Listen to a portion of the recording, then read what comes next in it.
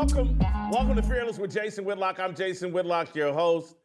Happy Tuesday. Thank you for joining me. Awesome show for you today. Man, we're going to see history. Can't you feel it? Can't you feel it? We're on the brink of history. Bronny and LeBron James on the same court at the same time. It's going to be awesome. I can't wait. TNT. It's going to be magical.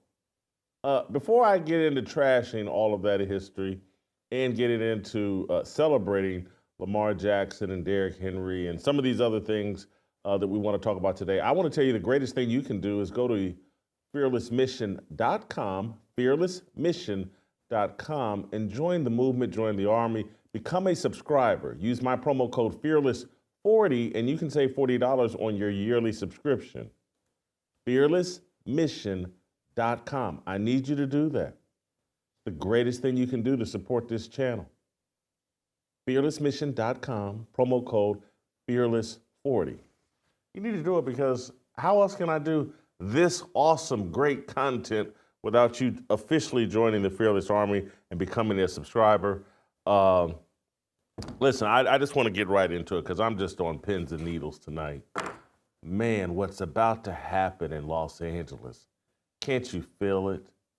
The fakers are going to take the court. LeBron James and Bronny are going to play basketball together. And this is going to just be a magical, magical moment. The Griffeys, Ken Sr. and Ken Jr., they're flying into LA to be a part of this momentous moment. They're going to legitimize this work that we're about to see. You know what a work is? WWE, WWF, a work. That's what we're turning pro sports into. And tonight, I can't wait to watch it. I can't wait to see how TNT, how Shaq and Charles and Kenny and Ernie, how they handle this work. Who's the legend? Well, I was this whole thing. I was about to bring Don Cherry into this, the hockey broadcaster, but it has nothing to do with Don Cherry. And for some reason in my mind, I had Don Cherry related to the WWE. But this is Vince McMahon is somewhere cackling and rolling a blunt, hoping that he's not going to prison for whatever his sexual harassment issues are. But he's looking at the rest of the sports world mimic him. He's actually more legitimate than what we're going to see tonight from the Los Angeles Fakers, LeBron James and Bronny James, and this entire celebration that, oh God, look at this magical history.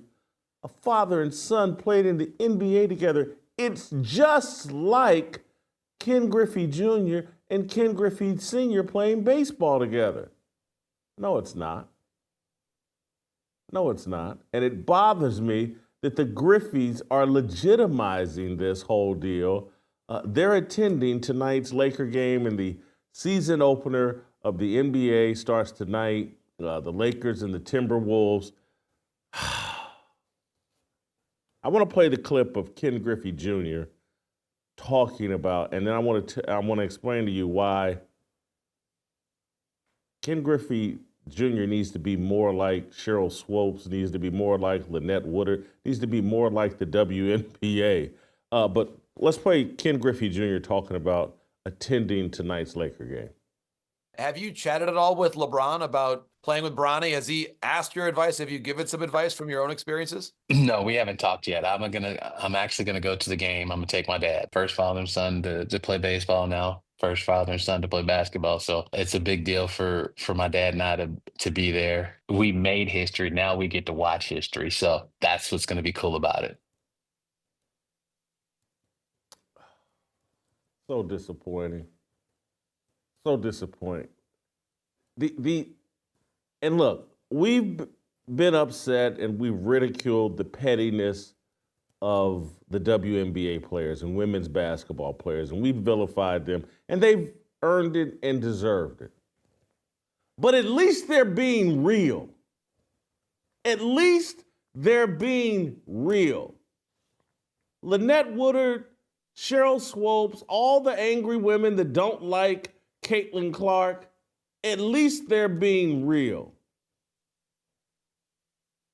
What Bronny James is about to do tonight is in no way analogous to what Ken Griffey Jr. and Sr. did. Ken Griffey Jr. is one of the 10 greatest baseball players of all time. When he played with his dad, that was a son who, and Ken Griffey Jr. was a great baseball player and a part of the Big Red Machine and a legitimate Major League Baseball player who birthed and developed a son who was better than him, a transcendent superstar, one of the greatest players the game has ever seen. Ken Griffey Sr. didn't force some baseball team to put his son on the team. His son was a phenomenal, he was a phenom coming out of high school, coming out of college or whatever he did. This isn't the same. And why are the Griffeys legitimizing this? Why not? I know it would be petty, but it would be more authentic. Like, hey man, this ain't what we did. Bronny James, 55th pick in the draft, didn't deserve that, didn't pee a drop at USC. This is a work. This is a gimmick. This is what sports has been turned into, a work and a gimmick. Virtually everything we see is orchestrated. None of it feels real. I'm going to refresh your memory. Here's Lynette Woodard letting it out the box of what she really thinks about Caitlin Clark breaking the women's college basketball scoring record. Here's Lynette Woodard keeping it real. And we criticized her in real time for this, but at least it was real. Play the clip. I am the hidden figure, but no longer now. My record was hidden from everyone for 43 years. 43 years. I don't think, I'll just go ahead and get the elephant out of the room. I don't think my record has been broken because you can't duplicate what you're not duplicating. And so unless you come with a men's basketball and a 2-point shot, hey, you know. Lynette, I'm sorry for not applauding that. You were protecting reality. Now, you're dead wrong, but you were at least keeping it real. You were being honest. Look, she didn't play with the same size basketball as a man. You did. I'm not even sure if they had the 3-point shot when you were around. I get it. I wish Ken Griffey Jr. would channel that like, Bronny James compared to me? Are you kidding me? I'm one of the 10 greatest baseball players of all time. Maybe one of the 5. You take out, I didn't juice, and these other guys did. Keep it real like Lynette Woodard, rather than legitimizing this gimmick. And you know we've blasted Cheryl Swopes, and she deserved it. But I have to say, it's better than what the Griffeys, they're flying in to participate in this WWE stunt that the NBA has going on. Let's play Cheryl Swopes taking some pot shots at Caitlin Clark. I actually respect it now. Play the clip. Because I say this, yes, records are made and set to be broken. But if you're going to break a record, this isn't just for Caitlin, but you asked me about Caitlin. If you're going to break a record, to me, if it's legitimate, you have to break that record in the same amount of time that that player set it. Okay. Right? So if Kelsey Plum set that record in 4 years, well, Caitlin should have broke that record in 4 years. But because there's a COVID year, and then there's another year, you know what I mean? So she's already had an extra year to break that record. So is it truly a broken record? But let's also talk about how much more experience that gives you over other players coming in, right? So people say, dang, like he or she's killing them. But you have a 25-year-old playing against a 20-year-old. Like, you should be killing them. Yeah. Because you've been doing it a lot longer than they have. So will Caitlin Clark be a good pro? Absolutely. Will Caitlin Clark come into the WNBA and do what she's doing right now? Immediately? Absolutely not. Not gonna happen. Okay. Not on the right team? Like one of them bottom feeding teams that So to answer that question, Caitlin Clark right now probably takes about 40 shots a game. Carry on. I know you like that. Hell yeah. I said that because when she comes to the league, regardless of what team she goes to that has vets on that team, she probably ain't gonna get 40 shots a game. Now, look, everything Cheryl Swope said there was factually incorrect. She's not 25. She didn't play 5-6 years of college basketball. The COVID thing didn't impact her eligibility. She didn't take 40 shots a game. All of it was delusional and wrong and inaccurate. It's all disinformation is what they call that. But damn it, I respect it. She don't like Caitlin Clark, and she's not going to pretend like she likes Caitlin Clark, and she's going to spew delusional nonsense. Why? Seriously, why is everybody hopping on board with LeBron James in this gimmick that he's running out there with his son? And we're going to be treated tonight to watching the TNT broadcast crew try to sell this deal. You know ESPN's in the process of selling it right now. Oh, this is magical. This is nepotism. This is the world upside down. We're now celebrating nepotism. And you're going to say, oh, there goes Whitlock going too far. No, I'm not going too far with this next statement because I've been saying it for 15 years. They're going to legalize and justify pedophilia. This is all part of the plan. The opposite is true now. Right is now wrong, and wrong is now right. We've always had it. We don't like nepotism. Now it's great. Now it's history making. Now it can be celebrated on all of the mainstream corporate media platforms. Everybody's afraid of LeBron James. Everybody's in on turning sports into strictly a WWE rendition. Hey, as long as everybody's making money, it's all good. As long as LeBron James, a billionaire, gets to pleasure himself in front of everybody by putting his son out there on the basketball court, we're all good. We're all part of that elite club. And maybe I'll be able to do it for my son one day. They're making right into left and left into right. Men can have babies, and we need to have this discussion. This is all off the same tree.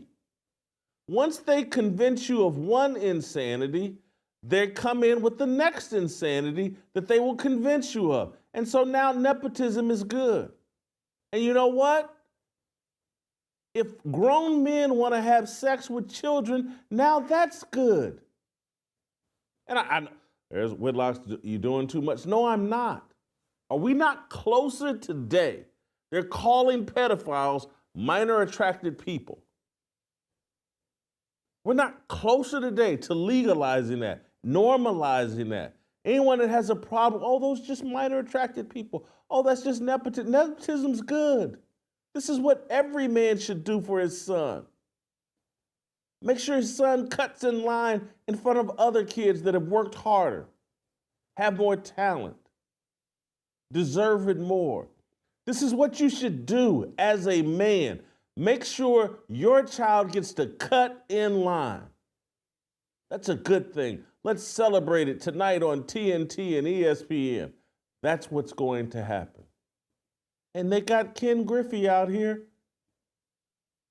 co-signing it, legitimizing it. It's because he's afraid of being called petty, and it's like, hey, it's a good party. Let me go out here and be a part of the story.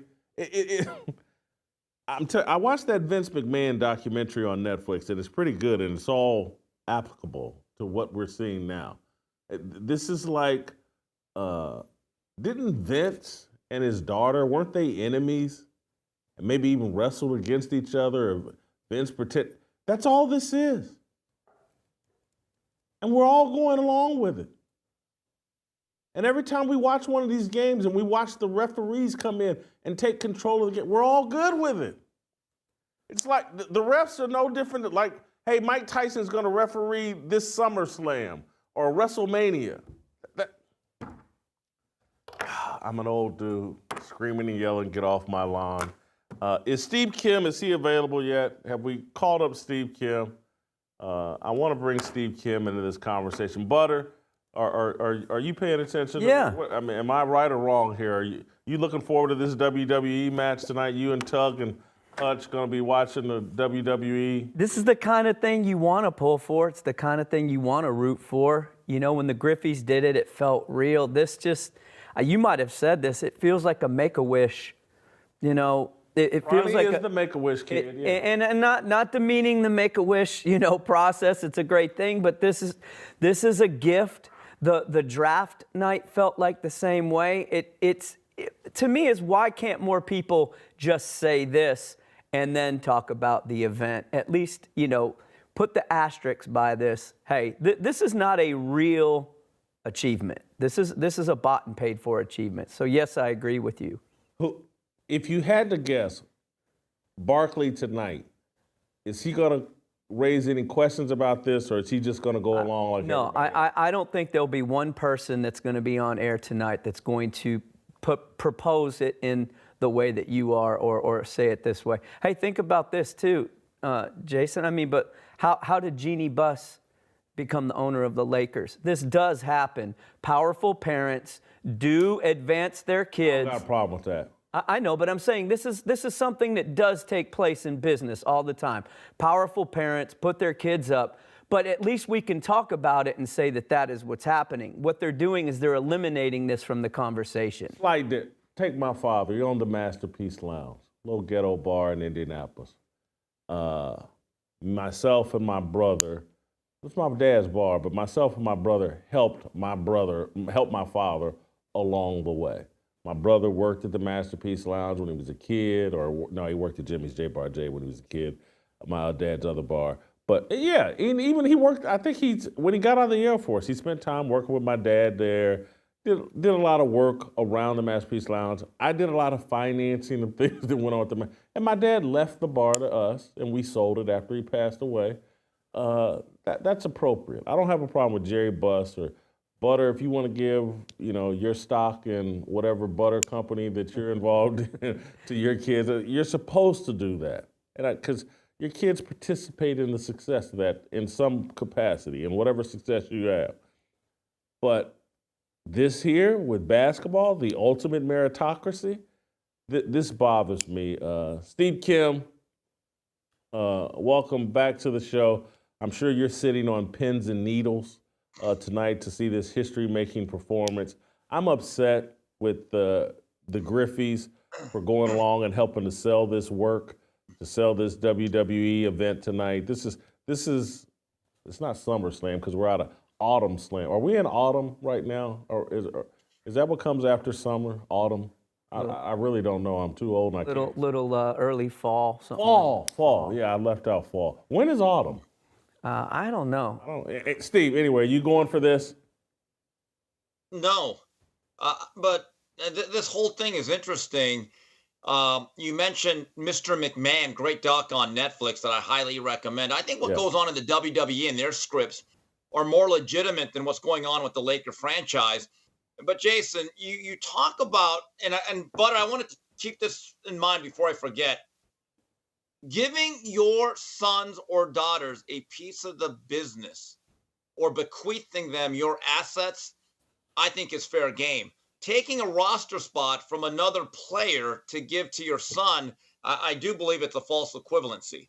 But again, all parents are there to give their kids generational wealth, or what's that old phrase? I want them to have an easier life than I did. So I kind of get it. But Jason, isn't this more an indictment on Jeannie Buss and the current Laker organization for going along with this farce? I mean, I just look at this as a Laker fan in recess, for them to go along into the last desperate years of LeBron James to craft this narrative, not to win championships, but to somehow overshadow and surpass the great Michael Jeffrey Jordan, which is bad enough, right? Then we got to go along with this charade. So you want to talk about doing things for your kids that end up bad for everyone else? I think Jeannie Buss in many ways is her own version of Bronny James. Yeah, I said it. You did. What do you think of my take that I would prefer the Griffeys be more like Lynette Woodard and Cheryl Swopes? Why would Ken Griffey Jr. out here, one of the greatest players of all time, legitimately earns his place in Major League Baseball, why is he out here selling this Bronny James deal like it's the equivalent of what he and his dad accomplished? It's not. I'd rather he be petty and outspoken like Lynette Woodard and Cheryl Swopes. At least these women are keeping it real. They're petty, but at least they're real. That's a great question, and this is my theory. Because Ken Griffey Jr., the kid, one of the most naturally gifted ball players I think we've ever seen, is not Barry Lamar Bonds. Now, if this was Bonds and talking about his father, who was also a very accomplished major leaguer, I think he'd flat out say, no, it's not the same thing. We were legitimate. But Ken Griffey, to me, and I remember most of his career, I was around for all of it. I have his old baseball cards. Shout out 1989 Upper Deck rookie, paid for a few of my bills. He's always been a nice guy, though, very amiable, very friendly. Like you said, he stayed out of the whole steroids racket, was always very political, had a very good relationship with the media. I just don't think personally, Jason, he... Out of the Laker game, gets Right. take, I guess, some pictures, some selfies. It's just, it's not good. I don't like it. Yeah, Ken Griffey... It's not good. I don't like it. Yeah, Ken Griffey could say nothing and say, nah, I got better things to do. Major League World Series is about to start. I'm watching that, you know. Instead, let me go sit courtside and be an extra in this work that they're about to put on.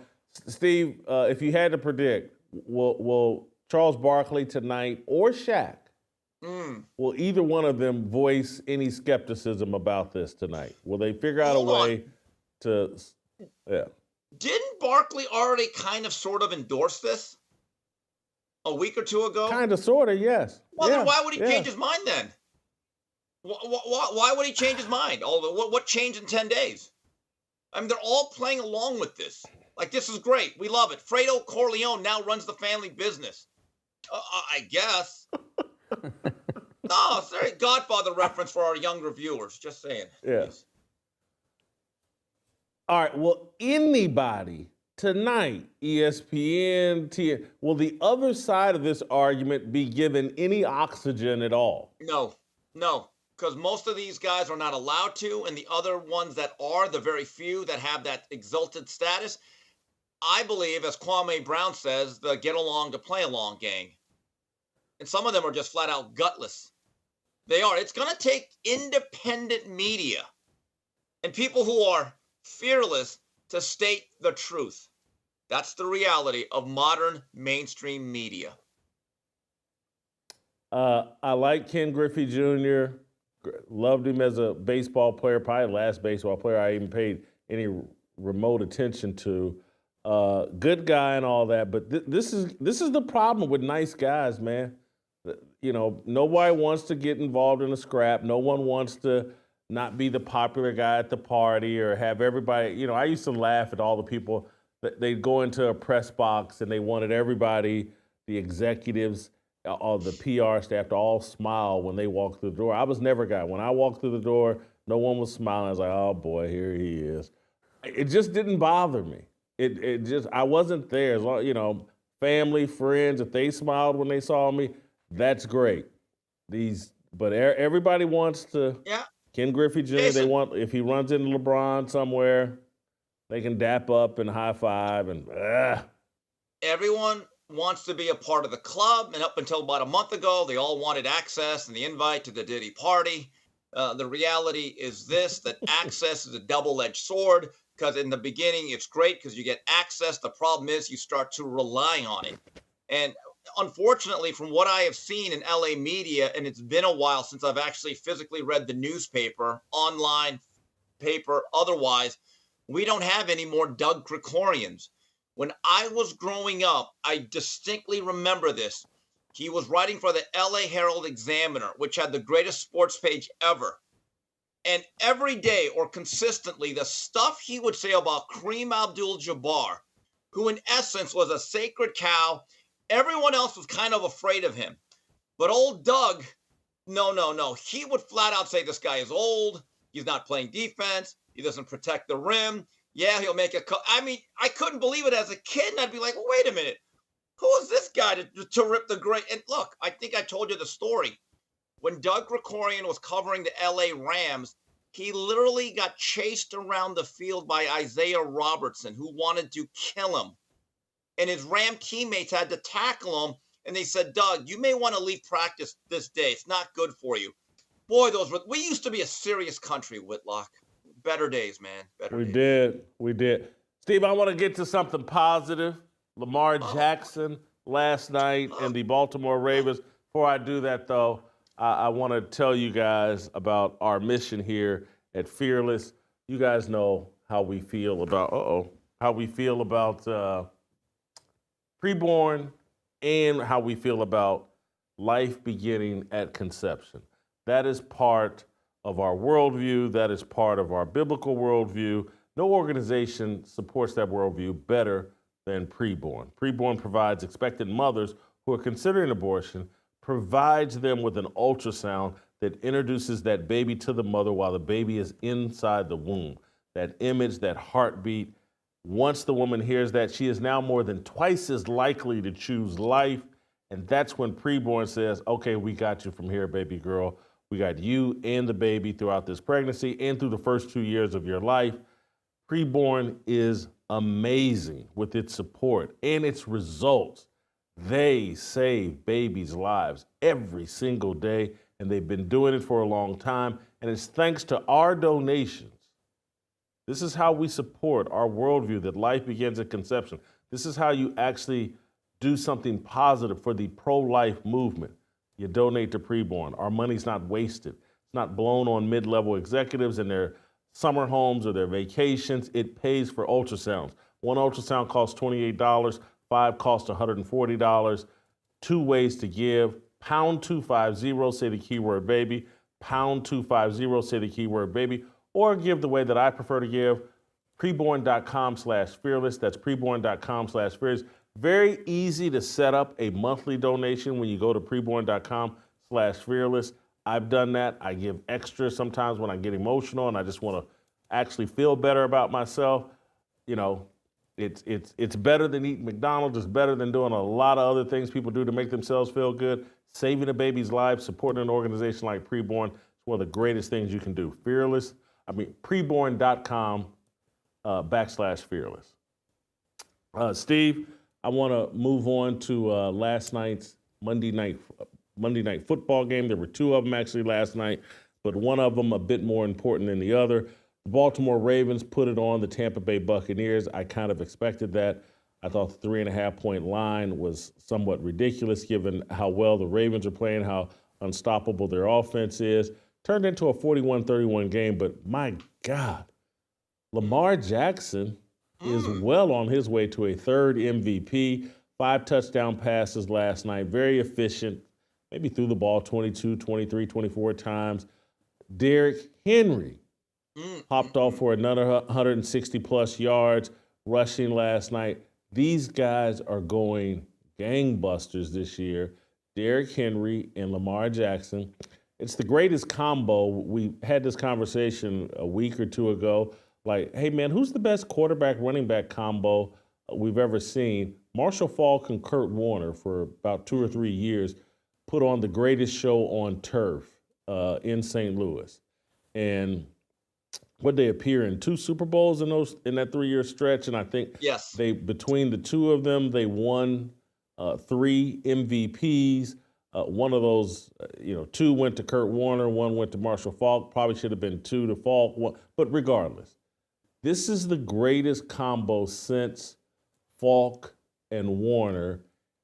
They need a Super Bowl appearance and title to completely legitimize that comparison, because I do think for that stretch, Warner and Faulk were every bit as good, if not better, than what we're seeing from Lamar Jackson and Derrick Henry, but they're on pace to my view, to surpass that.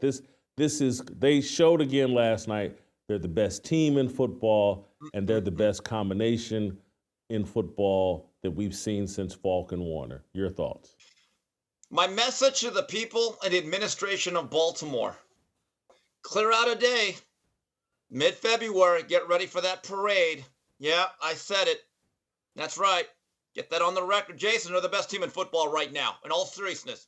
If they stay relatively healthy, and it's this version, for the most part, I don't see who stops them. And they are even more dangerous because they're one of the few teams that can play under center. It's going to be a recurring theme. Jason, when they beat up on teams, by the third quarter, when they start handing that ball off, the big 22, nobody wants to tackle that oak tree coming downhill. In fact, that last touchdown, Jason, on that little pass into the flat, there were 3 Tampa Bay Buccaneer defenders who made business decisions. Yeah, we're good.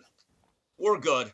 Deion Sanders would have been proud of those business decisions. I'm just telling you, they're physical, they're violent on defense, and Lamar Jackson, to his credit, has continually evolved as a quarterback. And this is the best I've ever seen him play because there's an efficiency inside the pocket. And Jason, 22 pass attempts, 281 yards, and he made it look easy. And when he hit that deep shot to Bateman, I said that may be the best throw he's ever had because it was on time and deadly accurate. If the Ravens can't get it done this year, Jason, I'm not so sure it's ever going to happen for him. There's nothing happening with Lamar Jackson this regular season that's making me think, oh, he's going to slow down in the postseason. He's going to get exposed in the postseason. He looks unstoppable to me. And the only thing that potentially could change that or give me some hesitation is just like, hey, Peyton Manning used to look like this in the regular season repeatedly and then struggle in the postseason. And that used to perplex me. And you got to remember, Peyton Manning won 2 Super Bowls. One of them, he got carried. He got dragged across the finish line.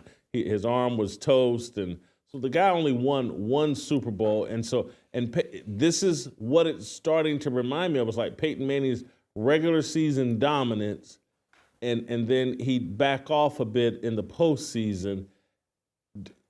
I just don't feel that's going to happen to Lamar Jackson this year. He could get injured or hurt because he still runs the football, but I don't think we're going to see his passing game slip off in the postseason.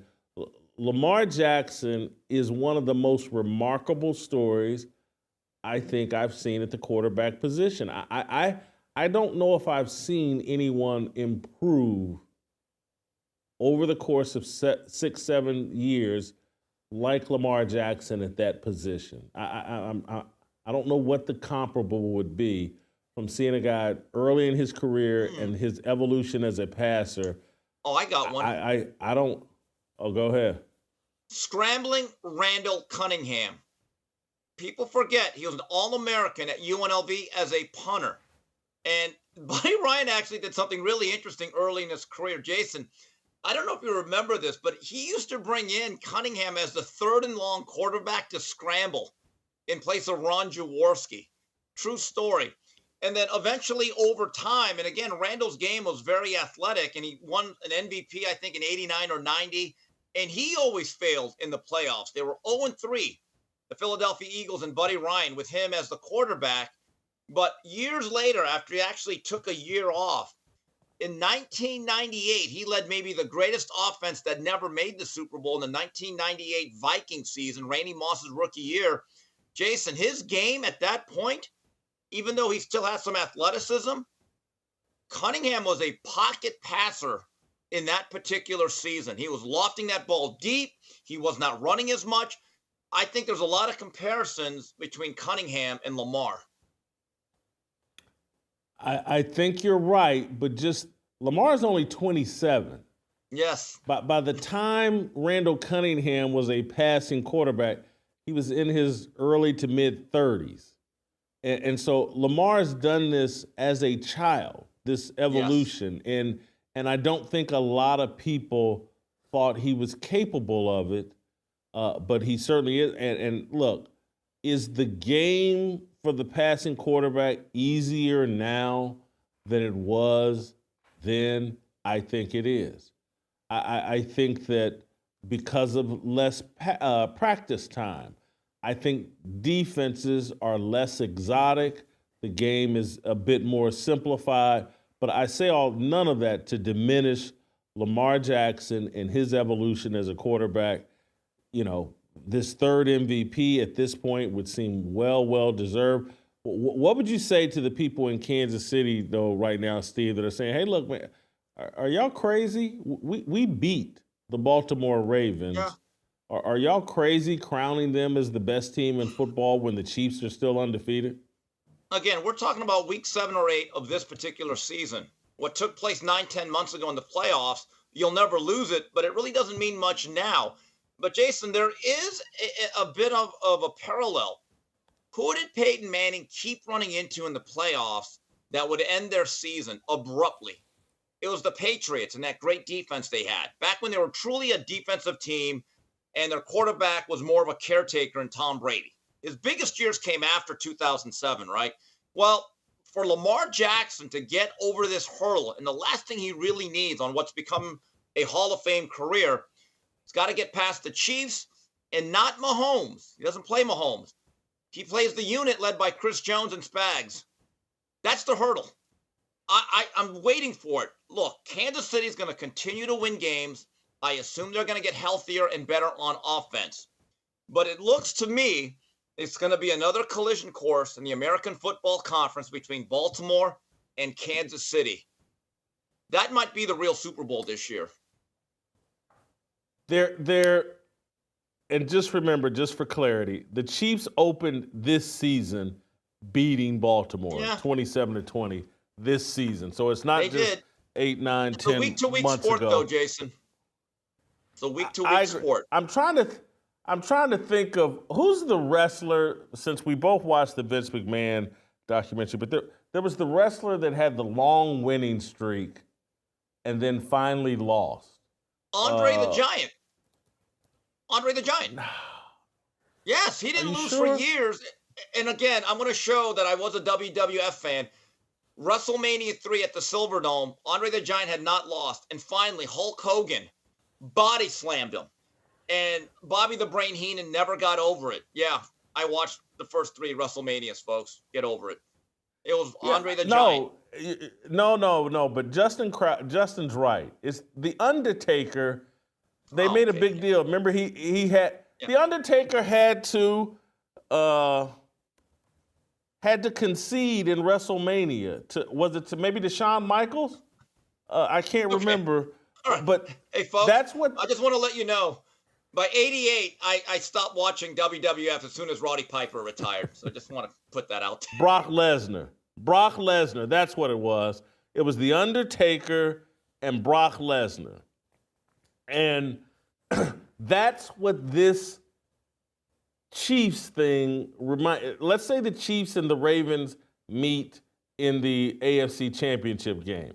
And given the way sports are going, is someone going to have to come in and tell Patrick Mahomes, hey, bro, we need you to tap out here and let Lamar get a title. It's what's best for the script. It's what's best for football. But that is where we're headed.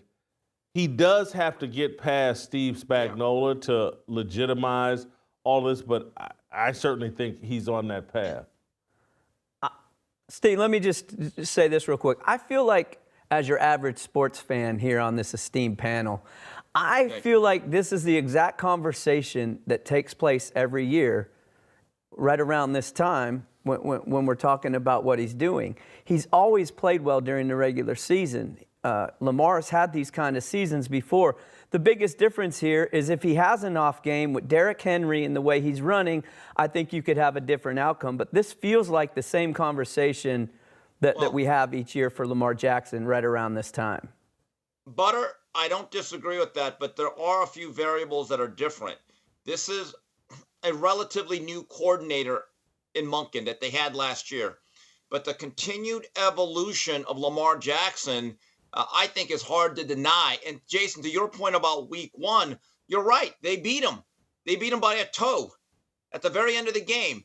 But I would argue that the Chiefs offense has not looked as good since that point, while Lamar and that offense, after a hiccup, they blew a game against the Raiders. Every week, they seem to be gaining momentum. It is hard to do what they're doing. For a whole month and a half, Jason, they are basically averaging about 450 yards or so of offense and putting up at least 28 points, if not more, a game. So, yeah, Lamar Jackson in the past has failed, but eventually, and I think it was in 2006, Peyton Manning got over the hump. They made a great comeback against the Patriots at the RCA Dome. It just feels like it may be the year for Baltimore and Lamar Jackson. He's completing the highest percentage of his passes in his career at 68%, 66 or 67% last year. His QB rating is as high, 118. In the 2019 season, it was 113. 15 TDs, just 2 interceptions through 7 games. That's on pace with that 2019 season. He had 36 passing TDs and just 6 interceptions. But something about this feels different, and a lot of it to me is Derrick Henry and what he does in the second half of games. This is an amazing run that Lamar Jackson's on. He needs, obviously, a Super Bowl to cement that. Watching that last night was really, really impressive. I watched a little bit of the Chargers game losing to Arizona. That was really kind of a bad game. The Chargers kicked 5 field goals. Harbaugh's not really having the impact on Justin Herbert look, I think they got some injuries at receiver that are slowing them down a bit as well. But 5 field goals last night. That disappointing game for the Chargers last night. Steve, I want to move on to Bill Belichick. I think has fired a little volley, a little shot back at Jerod Mayo, and I think Jerod Mayo has taken some shots at Bill Belichick in the past. This seems a tiny bit testy. As we know, Jerod Mayo, after Sunday's game, after his team got it run down his throat by Jacksonville, at one point Jacksonville ran the ball 17 straight times. I mean, and I watched the game. Like this Bigsby dude was just slamming it down their throat. Patriots looked soft. Jerod Mayo called them soft after the game.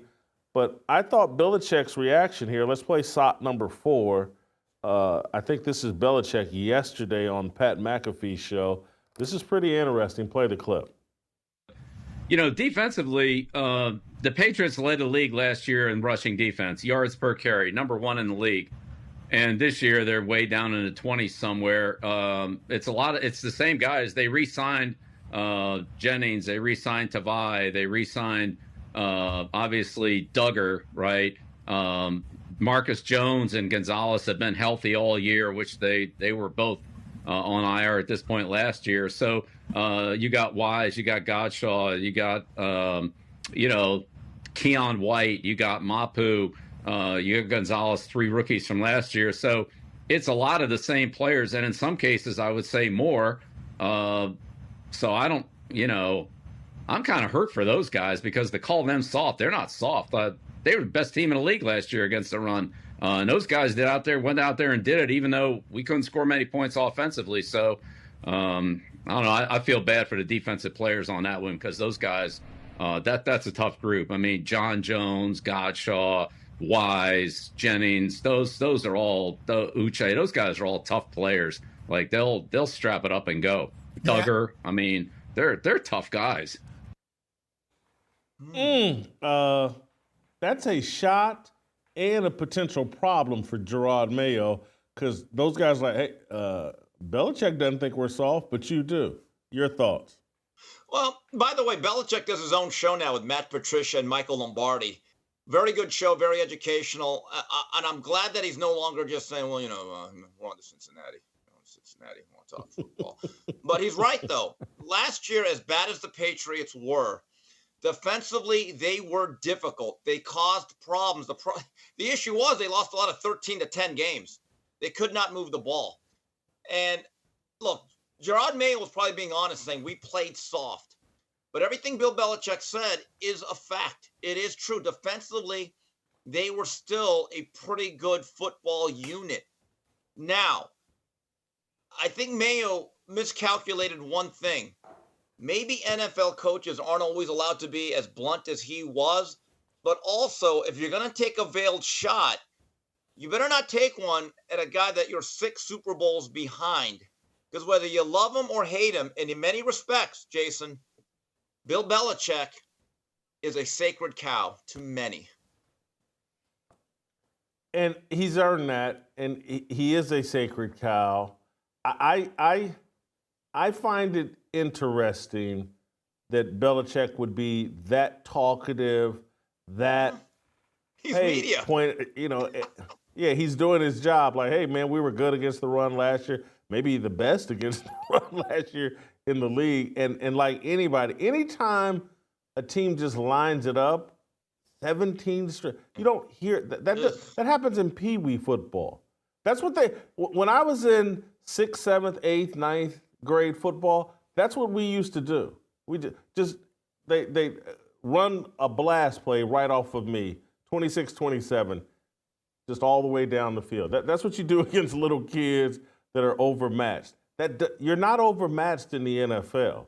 And so Belichick is pointing out, like, no, this is scheme, man. This is scheme and culture. Something has changed there. And maybe Mayo is aware of that, but I'm just Mayo's a guy that I'm not sure if he's going to make it past this one season. Robert Kraft. Good evening, or whatever time. Yeah, Robert Kraft will be loyal to him because he made the choice and he's replacing Bill Belichick. But I'm just if they go 1-16, which I think is a possibility. I don't know if Carolina's on their schedule. Dude, I think it's a Jason, someone lines up and runs the ball 17 straight times. That's a team that's not going to be with it. Anyway, go ahead. Let me point this out. It's very rare that coaches get blown out in 1 year. It's happened before, okay, but it rarely happens. Also, given Robert Kraft trying to be cool, hanging out with Meek Mill, he's a bit of a social justice warrior. Do you really think he would fire a black coach after 1 year, knowing the blowback that may exist in doing that? Yes, because he'd hire another black coach. He may stoop to hiring Deion Sanders. Who knows? Yeah, he'll cover his bases there. Hold on. I'm just telling. I like that. Yeah. Look, I'm just telling. Mayo and Antonio Pierce are on the hot seat. These are former linebackers that are, no one thinks of them as X and O's guys. They're culture guys. And if the culture of your team is soft, as Jerod Mayo, and you're a former linebacker, you're supposed to be like Marty Schottenheimer, a former linebacker. No one was calling the Chiefs or the Cleveland Browns soft. They couldn't score a lot of points, but no one was calling them soft. You didn't run the ball on those teams. That's what you're supposed to get from a former linebacker as your head coach. If he can't give you that, what does he have to offer? Not much. And so that's how you end up getting clipped and fired. And the next thing you know, there'll be a Raheem Morris or some other.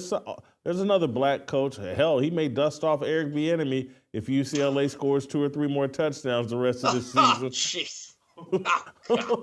Who knows? But I'm just Herm Edwards. Jerod Mayo is vulnerable. Ray Rhodes.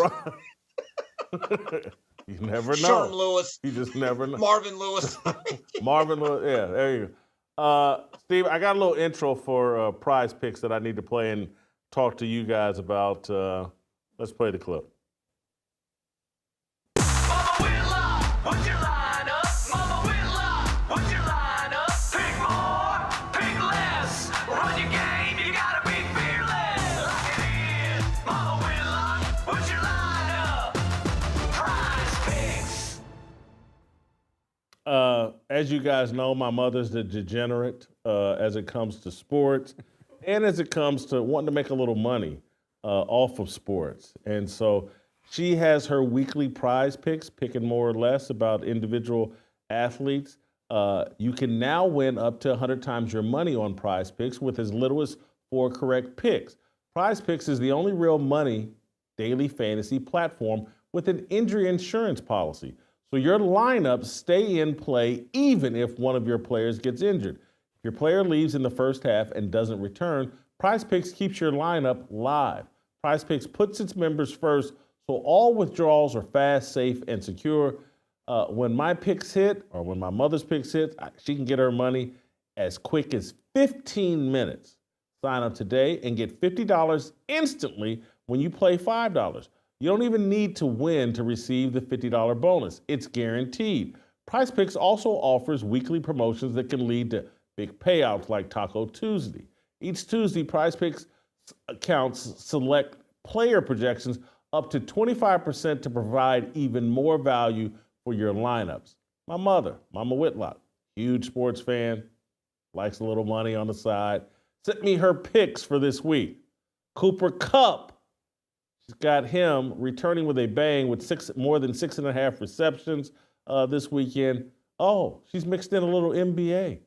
Zion Williamson, more than 24 points. Very fascinating pick, Mama. And Ashton Jeanty, more than 1.5 rushing and receiving touchdowns. She thinks he's going to score at least 2 touchdowns. Download the Prize Picks app today. Use the promo code FEARLESS and get $50 instantly when you play $5. That's promo code FEARLESS on Prize Picks to get $50 instantly when you play $5. You don't even need to win to receive the $50 bonus. It's guaranteed. Prize Picks. Run your game. Steve, want to return. We mentioned my mother likes Ashton Jeanty this weekend. I like Ashton Jeanty. Takes his identity in Christ. Seems like a very humble spirit. He responded to Travis Hunter, who I think last week said, hey, I'm more unique. We've seen people do what Ashton Jeanty's done before. Could Ashton Jeanty, if I had 95 receptions, would I have more yards than Ashton Jeanty has on 95 carries? All blah, blah, blah, blah, blah. Ashton Jeanty had a response.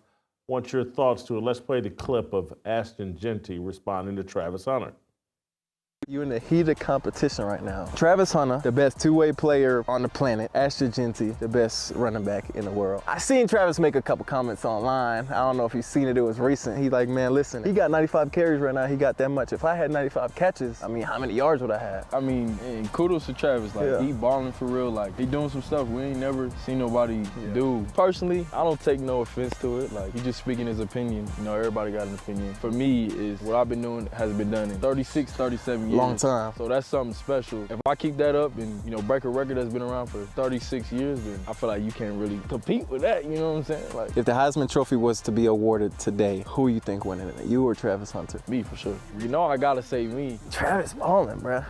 He is balling, but I just feel like what I'm doing is it's just too special, you know? I watch Travis, I watch his games, like, incredible player. Like, I've never seen people do what he's doing. But I know myself, I know my talent. I feel like I'm the best player in college football. Your thoughts, Jeanty, did he handle that better than Travis Hunter, or maybe there's some equality there? You know, first of all, they're both wrong because the Heisman's going to Cam Ward. But with that being said, Ashton Jeanty has a right to stick up for himself. I think he's been very respectful. He's always paid his respect. I thought what Hunter said about, well, if I had the ball 95 more times, what would I be doing? I think that's probably the most inane comment out of this whole exchange. And I like both guys. I think both guys are excellent. I think they both handle themselves very well for the most part. But in that particular situation, we as a media have a hard time sometimes taking things into context because we will ask leading questions and then cut up a guy's sound and we'll make it sound like he's boasting. I don't think he's boasting. He's answering a question. And he is right. And I've said this before, if he breaks Barry Sanders' record of 1988, I think it's very difficult to not give him the trophy. I've been on record as saying that, and I'm going to stick with it. 26-28. yards. I think that you set an incredibly high bar, and I'll restate again. If he gets more than 2,400 yards, I say hand him the Heisman Trophy. He doesn't have to go all the way to Barry Sanders' number to get there. And, look, we still got a lot of games to play. I'm telling you, in retrospect, I'm a little less bothered by Travis Hunter's opinion and his statement. I think there is some equality here. I do agree that Travis may have gone a little too far. Well, if I had 90, but that's just a small complaint. Both these guys are confident. Both of them are confident in stating their cases. Both of them want the Heisman Trophy because they know there's a lot of value in that post-career, whether you work out in the NFL or not. If you have that Heisman Trophy, it puts you in a unique class, puts you in a lot of television commercials, enhances your brand tremendously. I don't blame both these guys for arguing their case. Now, if you want to go to someone who I'm really, really impressed with, it's Joe Mazzula, the head coach of the Boston Celtics. The Celtics also play tonight in a doubleheader on TNT. The Celtics, the defending champions. Joe Mazzula, I think, is my favorite coach in all of sports at this point. That's working today. This young kid has it all figured out.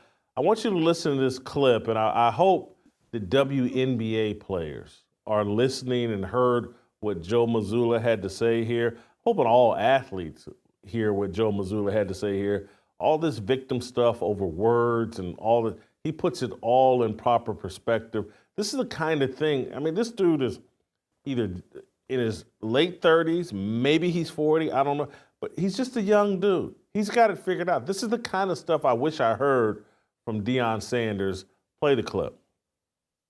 The Boston sports world, where it is, like Jay was saying, pressure from media and fans and all that stuff, but you are keeping it very human, like we're gonna die soon and all that stuff. Like, how do you bridge that? Because you have to live in both worlds. Yeah.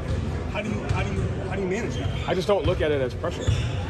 Because like a Boston media member or somebody expecting me to win, like they don't have a weapon, like they're not gonna like come after me if we don't win. Like they're saying words, so like they don't mean anything. They're just words.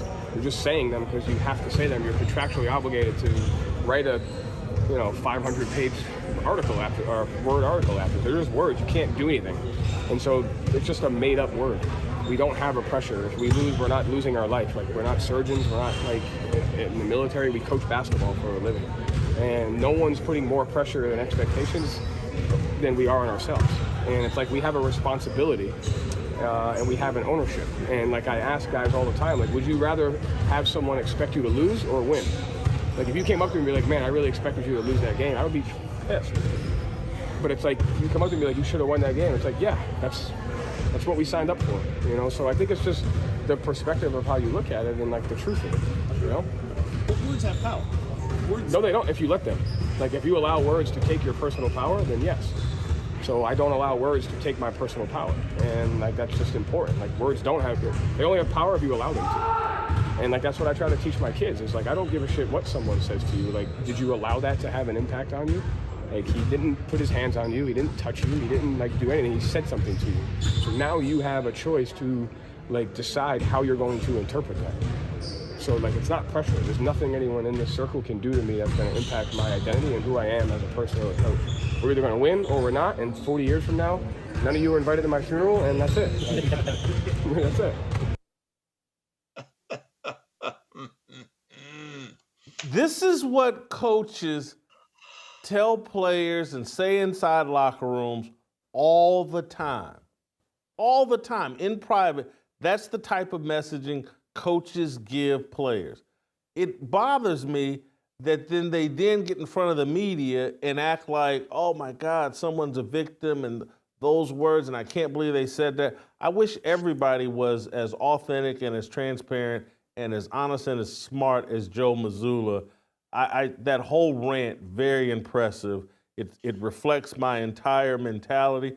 I couldn't care less what someone said to me, called me. It's just some words. I define who I am. Anyway, your thoughts on Joe Mazzula? Yeah, I hope Doc Rivers was taking notes, but this is very interesting what happens with the media and today's athletes and coaches, and specifically if they're minorities or, as they say, people of color. They try to, without even realizing it, they almost try to infantilize a lot of these figures and then squeeze them into this liberal lane. And if they don't play along, they almost try to lecture them in their questions. And I like the fact Mazzula's like, nah, not happening. I remember last year there was Boston went somewhere, or someone was visiting, some dignitary, and some young girl tries to ask him a question. Aren't you excited about meeting this? And he just says, no, why would I? I don't care. And it got like really silent, uncomfortably. And then she tried to follow up like, yeah, well, you should be excited. And he's like, but I'm not. I don't care. And I was like, wow, that's a serious human being. But I guarantee you, because he does not play along, okay, then I think there's already been hit pieces on him. There have already been some hit pieces about his past, about what happened. I think Malika Andrews got into some hot water, bringing up something during his playing days at West Virginia. So, but I believe this. Mazzula is a tough enough guy. He'll just let that bounce off him, and God bless him. Yeah, it was someone from the royal family was visiting Boston, and he's like, he only knows one royal family, Jesus, Mary, and Joseph. And they didn't know how to respond to that, and hats off to him. Yeah. Yeah, I if he was a little older, he would have said the only royal I know is George Brett. Okay, or Willie Wilson, Frank White, Jeez. Hey, when I listen to Joe speak, you know who he reminds me of? Somebody else that I think could deliver a message like that to the press is Russell Wilson. Sounded just like Russell Wilson speaking the truth Whitlock, to the media. I'm going to made me feel just like him there. I don't want to jump ship here, but full rank. Get the box. I'm going to actually defend Butter in this case. Calm and cool. No, you're not. Intelligent. Russell's not as authentic as Joe Mazzula, but Russell wants to come across the way Joe Mazzula does. That's his desire. He just doesn't have it as figured out as Joe Mazzula. I can't complain about that. Russell Wilson would blow it. He'd say something weird at the end of that statement. No, you are so wrong, Jason. You get in the box, because this is how he would react. Oh, well, I'm Mr. Unlimited. Yeah, I'm Mr. Get out of here. Russell Wilson couldn't be authentic as that on his best day, guys. Come on. Jeez. I agree, but I'm telling you, that is what Russell Wilson is trying to do. He's trying to run in the same lane as Joe Mazzula. He just can't do it because he's not as secure as Joe Mazzula. He can't do it. But he is trying to run in that lane, and more people need to try to run in that lane. The guy absolutely nails it, and I wish that Steve Kerr and Greg Popovich, who all believe all of that, but they're afraid to sound that message. They're afraid to stand out there and say, man, we got to quit. All this whining and crying. Oh, I got a mean tweet. And oh, all the abuse I suffer over Twitter. And oh, these death threats. Because I'm so tired of the death threat things. I really am. And I know that's an inappropriate thing to say, or it's, you shouldn't, make light. But there's just no history. These athletes don't get killed. These women's basketball players don't get killed. Broadcasters don't get killed. Someone followed me home, Angel Reese. Well, how about covering your butt cheeks and maybe no one will follow you home? You run around with your butt cheeks out. Yeah, some dude's gonna follow you. Again, you ever drive down the street and you see a nice looking girl and her legs are out and you just kind of turn your head? Well, if she didn't have her butt cheeks out, I wouldn't turn my head and look. I like where this ended up, man. Listen, I live off Demumbrian and on, close to Broadway. I see it all the time. You see some cheeks over there by Vandy. Absolutely. So anyway, I'm done with that. Let's move on to Stephen A. Smith and Paul Feinbaum, Steve, are really, really irritating me. They're back on the Deion Sanders Coach of the Year. He's 5-2, and if they win 8 or 9 games, this is so incredible. He must be Coach of the Year. Play the clip. Paul, you think Stephen A. might be right about Deion being Coach of the Year? He was right, Molly. I didn't understand it at the time, but clearly this is one of those cases where Stephen A. had inside knowledge, and the fact that he said what he did a couple of weeks ago really makes what Stephen A. said one of the most prescient comments of this entire season. I am blown away by what I'm seeing from Coach Prime and his team. It is remarkable to watch Stephen A. He's been absolutely spectacular as far as I'm concerned, because I say that because, Shay, I'm just chiming in here. Listen, they came into the season predicted to finish 11th in their conference. We were questioning whether or not they were going to win 4 games. They are 5-2 after 7 games. They got a leading candidate for the Heisman in Travis Hunter, assuming that he's going to be healthy enough to play a few more games this season. I know this guy Jeanty out of Boise State is no joke. I mean, this brother can run spectacularly with the football. He opened the season, I think the second game of the season, they went up against #1 ranked Oregon. This brother ran for 192 yards, so we got to pay attention to what we're seeing from that brother at Boise State. But in the end, when you look at Travis Hunter and the way that he plays, when you look at Shedeur Sanders and how he's been balling, when you look at the fact that they're 5-2 and that they could end up being in a bowl game if Deion Sanders gets this team to 8 or 9 wins and they are in a bowl game, ladies and gentlemen, you are looking at the National Coach of the Year. I can't believe Paul Feinbaum is co-signing this. And it clearly, to me, said, remember last week when Paul Feinbaum stood toe-to-toe with Stephen A. Smith? Someone pulled him into an office off air and said, hey, cut that out. You don't go to toe-to-toe with Stephen A. You bow and kiss his butt like everybody else, because that's what he's doing here. They get to 8 or 9 victories, and he's National Coach of the Year. Okay, Stephen A. And Paul Feinbaum knows this because he actually knows college football and follows the game. Stephen A. doesn't. BYU is atop the Big 12. Undefeated. Colorado was picked 11th preseason. BYU was picked 13th. BYU is undefeated and atop the Big 12. Why wouldn't BYU's head coach have a better case for Coach of the Year than Deion Sanders? I'll give you another one. I believe the Big 10 is now 18 teams. You know who was picked 17th preseason? Indiana University. Indiana is undefeated. Undefeated. In the top 25, probably ranked in the top 15 in the country right now, maybe top 10.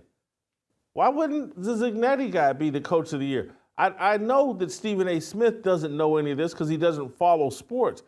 He doesn't follow college football. But Paul Feinbaum does. This isn't hard. This goes back to my overall theme. This is another work. This is another WWE. Well, Deion Sanders is a character in the sports world WWE movement. And so 5-2, he gets graded on a curve. His standards are much lower. Well, he's a black coach, so of course his standards are lower than a white coach's, and he has to do less to get more than what he deserves. That's my take. Steve, yours. I also believe Paul Feinbaum has a virus. White guilt.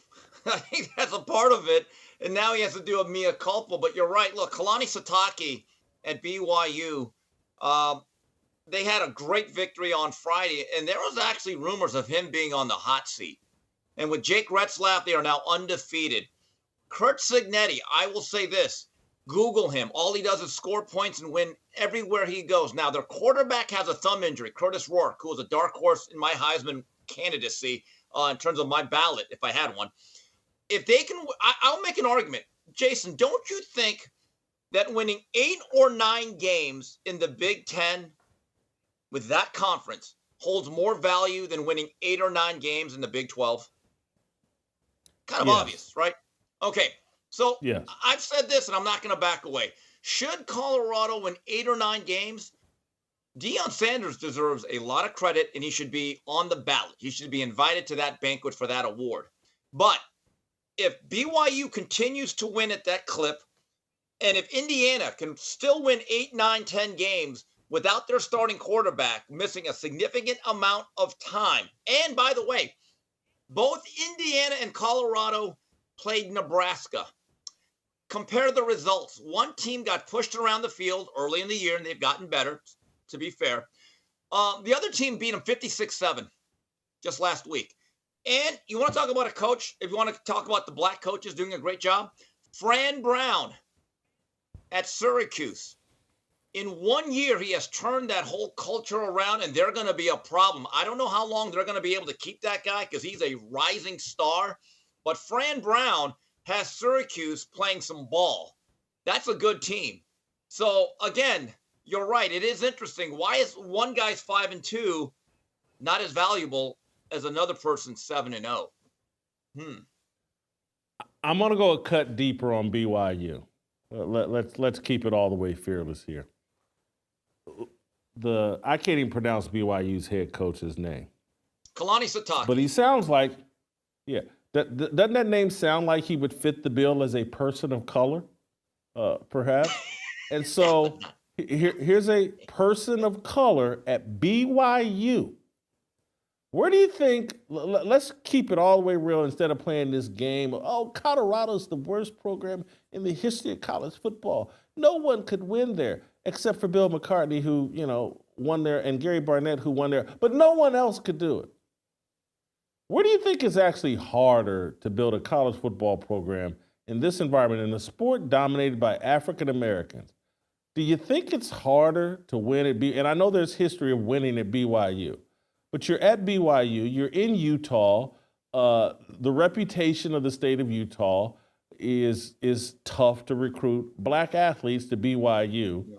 This Zataki or whatever is winning in the Big 12, at the top of the Big 12, at BYU. BYU is a more difficult place to build a football team in this NIL transfer portal environment than the University of Colorado. That's just a fact. And so, but again, because Deion's part of the script, he's one of the characters in the minstrel show, he gets extra credit points for being black and for inviting rappers and for having Stephen A. Smith and Shay Shay on the sidelines and every rapper on the sidelines and every former player. He gets to go 5-2 while the whatever Sataki is, and I don't mean that as any sort of insult, but this whole myth, I got to work twice as hard to get half as much as the white man. Stop it. Deion is doing less and getting more than what he deserves, and no one's surprised by that. And Paul Feinbaum's sitting on there co-signing this crap when I know for a fact he doesn't believe it. We just saw it a week or two. Now he's done the greatest flip-flop in the world, and now Deion winning 5 games against, not that great a competition is one of the greatest things Paul Feinbaum's ever seen. And winning 5 games at Colorado and 7 is one of the greatest things that's ever happened. It's unprecedented, except when, Bill McCartney did it and Gary Barnett did it. It's unprecedented other than that. Again, we've seen white coaches do it. Now that we're seeing a black coach do it, now it's incredible, and he deserves extra credit points. Miss me with all of it. Steve, your final thoughts on that? Yeah, it is interesting. By the way, Mike McIntyre, he actually had a little bit of success. I always thought Colorado gave him a little bit of a raw deal. He actually had them playing pretty good ball about 7-8 years ago. Then they went with Carl Durrell, and it kind of went downhill. But let's see what happens. We're still only about halfway through the season. All of these awards are a little bit premature. But again, let's see how it plays out. You never really know. But Kurt Cignetti, if they can continue to win and they get Rourke back and they win double-digit games at Indiana in his first year, he would get my check mark for that particular award. Steve, I'm going to once again give you the opt-out option. You can hit the transfer portal right now, or you can sit here and listen to me rant and rave about the WNBA. And, you know, they opted out of their collective bargaining agreement. I got a whole take on the WNBA finals that I didn't get off yesterday. You want to opt out, Steve? Because I'm going to be ranting here for a little bit. I'm going to be like today's college football player after 4 games. I'm going to take a red shirt here. I'm going to red shirt this segment. Thank you, Steve. Great job as always. We'll see you again tomorrow. Bud, are you ready for me to rant on the WNBA? I'm sitting courtside. Yeah, you have no choice. You have to be here. But, guys, let me bless this rant here on the WNBA. There's 2 things that happened in the WNBA, 2 things Caitlin Clark related. There was something I thought about after yesterday's show. Wish I had said this yesterday, but then after yesterday, I thought about it. About this fold job that just went on in the WNBA finals in Game 5. Really in Game 4 and 5, but particularly in Game 5. Sabrina Ionescu, Breanna Stewart, all the rest of them that played in that game, even on the Minnesota Lynx, all of them. They got a taste, a tiny, tiny taste of the kind of pressure that Caitlin Clark has been under all season. The kind of pressure and spotlight that Caitlin Clark has been under all season. And what happened? They folded. They get a tiny bit of the attention that they've all been clamoring for. Oh, we've made this league and it's not just one player. And we should be treated, they should be celebrating us rather than Caitlin Clark. We're on the Olympic team. That spotlight came. Game 5, big game. People were interested. The WNBA finally has some attention. Sabrina Ionescu goes 1 of 19 from the field. It's one of the worst performances we've ever seen, if not the worst performance we've ever seen from a so-called elite athlete in a championship game performance. Have we ever? Think it through. Help me out. Hop in the chat, hop in the comments. Tell me where we've ever seen a so-called Olympian, elite, someone considered for face of the league, all on television commercials everywhere. Oh, she's a star. She's a legend. If things were right, if the world wasn't so sexist, she would be Kobe Bryant. She would be Allen Iverson. Game 5, 1 of 19 from the field. Missed 13, 14 straight shots. Finished 1 of 19. Played like dog doo-doo. Under the spotlight and the kind of attention Caitlin Clark has seen in every game since about her senior year in college. Her entire senior year in college. Covering the sport of women's college basketball and now covering the WNBA. We ever seen Caitlin Clark fold up like that, the way Sabrina Ionescu did?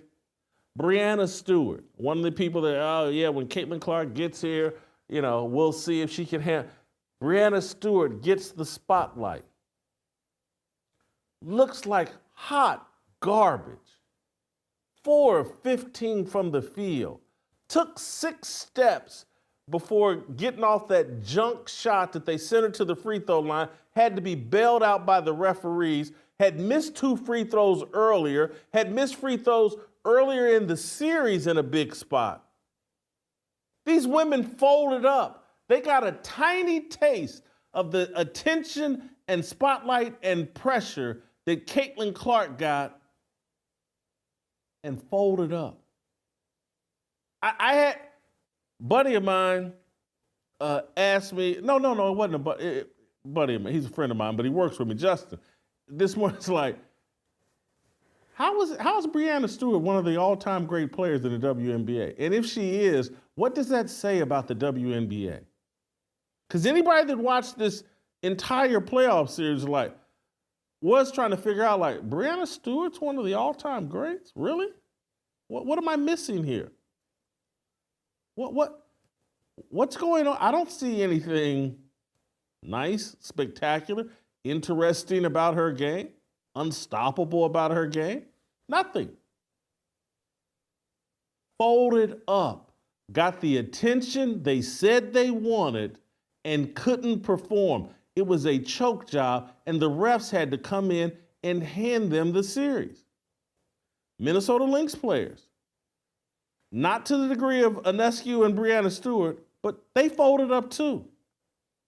That was a god-awful performance. They got the whole, what's left of the WNBA basketball world. They got 1.5 million, who knows how many viewers tuning in to their Game 5 finals game. Big crowd in Madison Square Garden, Spike Lee sitting courtside, all these celebrities sitting courtside, blowing off Sunday Night Football to be there to watch these women perform, and they put on a 67-62 overtime garbage display. Folded. Couldn't take the heat that Caitlin Clark takes every single game. Caitlin Clark plays in front of a sold-out arena that shows up to see her every single game. They want to see a magical performance from her every single game. Everybody talking about her, big television ratings for her games, all of that every single night. And came out and had one of the greatest rookie seasons in the history of the WNBA. Led the league in assists, averaged 19 points a game, helped her team qualify for the playoffs. Never folded up the way these women folded up once they got the attention and spotlight that they said they wanted. They couldn't handle it. This is one of the differences between men and women. Pressure busts pipes. And some people's pipes aren't built as sturdily as XY people's pipes. You don't have to like it, but it's just a fact. Men handle pressure better than women. That's a fact. There's a reason why, and it's not sexism, it's not racism, it's not homophobia, it's not anti-Semitism. There is a reason why. In the game of chess that's been around forever, the best players have always been men. And women haven't been able to compete with the best chess players. It's a game of mental pressure. And women fold easier than men. That's not a knock on women. It's just explaining the differences between us. Some people panic under pressure. Some people don't. Men panic too. But women panic at a higher rate. And that's why these women played like hot garbage. They got a little taste of what Caitlin Clark gets on an every night basis and collapsed. That's one take. My other take is that people are now starting to talk about what I pointed you to 3 weeks, a month ago. I can't remember when we first started talking about, or maybe it's only been 2 or 3 weeks that I started talking about it, but privately behind the scenes, I kept saying, hey man, there's an opportunity here potentially to walk away from the WNBA. It's a failed league. It has horrendous leadership. And I said, someone should try to money whip Caitlin Clark into walking away from the WNBA and starting a rival league. And I said, these players are going to opt out of their collective bargaining agreement, and there could be a potential work stoppage. And these 8 ladies could all be free agents come October 25th of 2025, or sometime in October of 2025. These ladies could all become free agents. And so they've now announced yesterday they're opting out of their CBA. Now there could be a potential work stoppage. The CBA will expire next October. Someone needs to start a rival league because the people running the WNBA are clueless. Someone has to put these women, all of them, in a different environment. walk them away from their victim mentality and that they're owed something, because there's already this talk of like, yeah, now we got leverage and we want to be paid what we're worth. Well, according to the WNBA model, they're going to lose $40 million a year. So perhaps we should divide, and someone do it, I'm too busy right now talking, divide 144 players into $40 million. And whatever that number is what the players should pay the WNBA for putting on this league. Could someone give me that number? 144 divided into 40 million.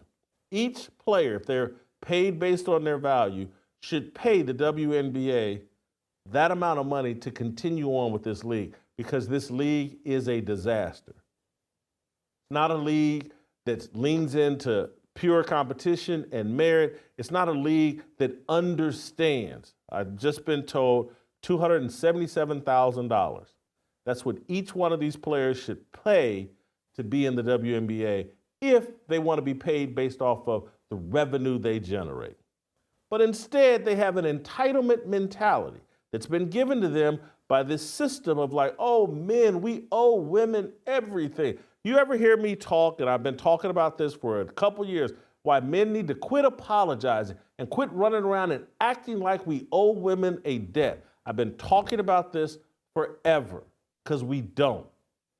This whole mentality, oh, we mistreated women and we were so sexist and blah, blah, blah, and all these customs that developed, and women didn't work and men went into the workplace. And I've explained to y'all like, hey, let's roll the clock back to 1820.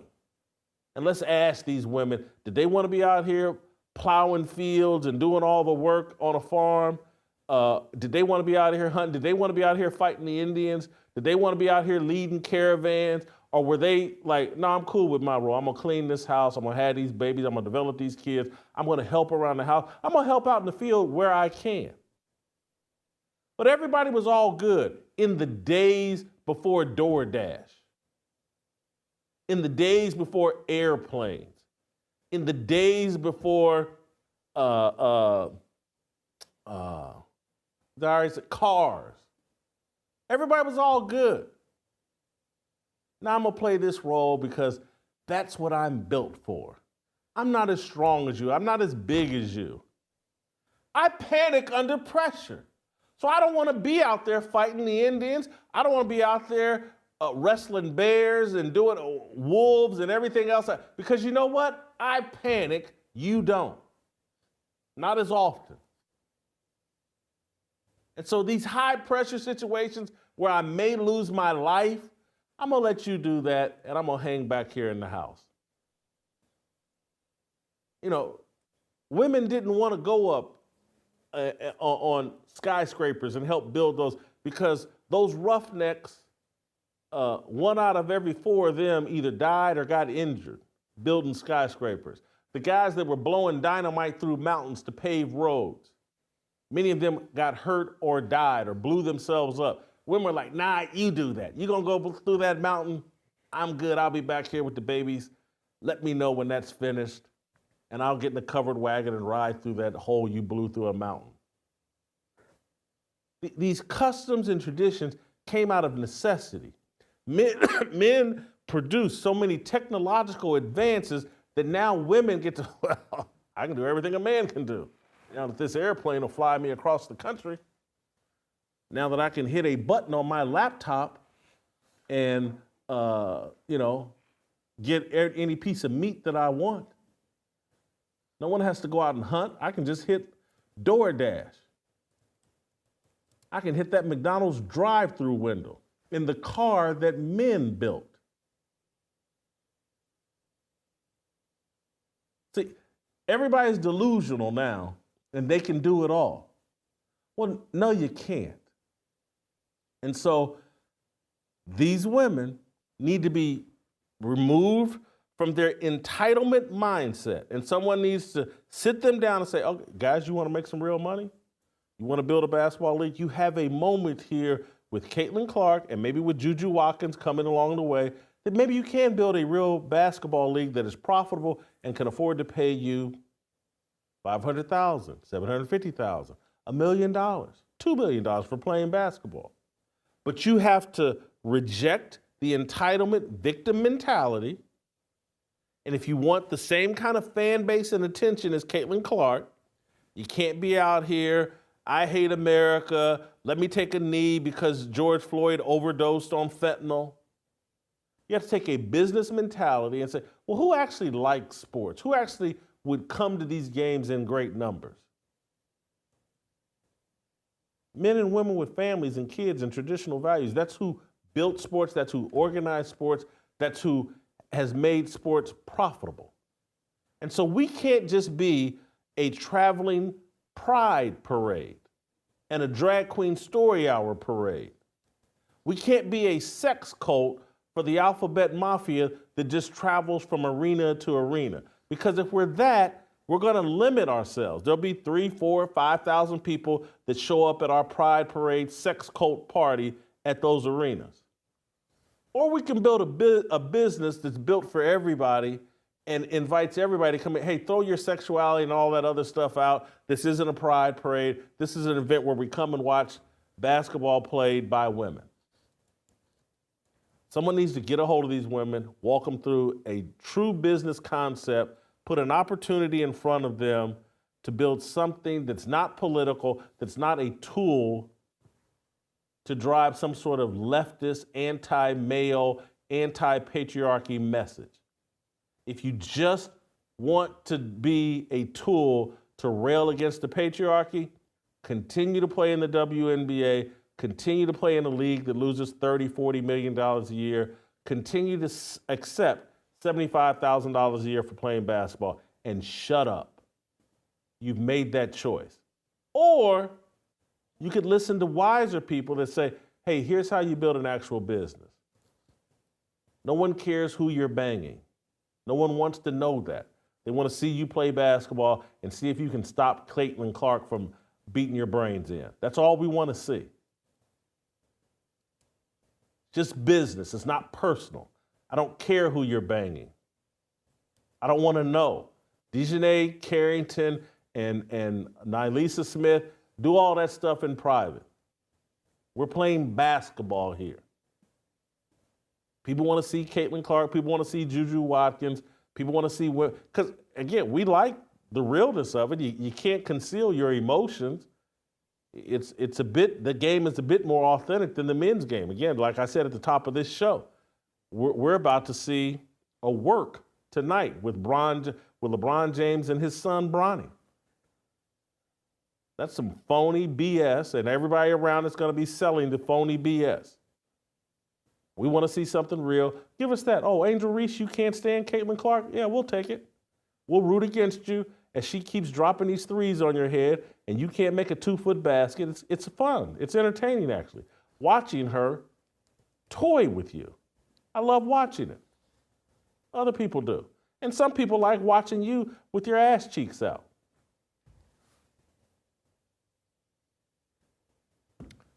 Those are my two Caitlin Clark WNBA related rants for today.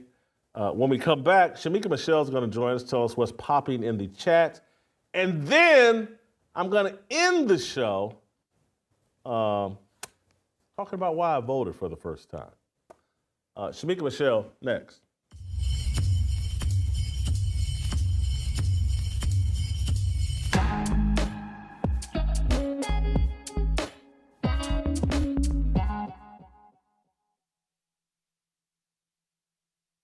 I'm not buying it. Deion Sanders is fool's gold. And what Colorado is doing is fool's gold. And yes, they may win 6 or 7 or 8 games this year, but it's not one of the most impressive things I've ever seen. It's not that impressive to me, given the way college football has changed. This is fool's gold. This is a reflection of the transfer portal and being able to just buy up talent. You don't have to recruit talent. You don't have to develop talent. You have to buy talent. And yes, everybody's playing by those rules and it's the same for everybody. Everybody can buy talent. Well, okay, so let's judge everybody on this new standard. Is what Deion's doing, is it as impressive as what the Zignetti's doing over at Indiana University? They're 7-0. And they just beat the brakes off of Nebraska like 56-7. Nebraska's the same team that ran the ball down Colorado's throat and beat them, I believe, 28-7. Deion and Colorado are benefiting from playing in a very suspect and weak Big 12. You can see the gap between the Big 12, the SEC, and the Big 10.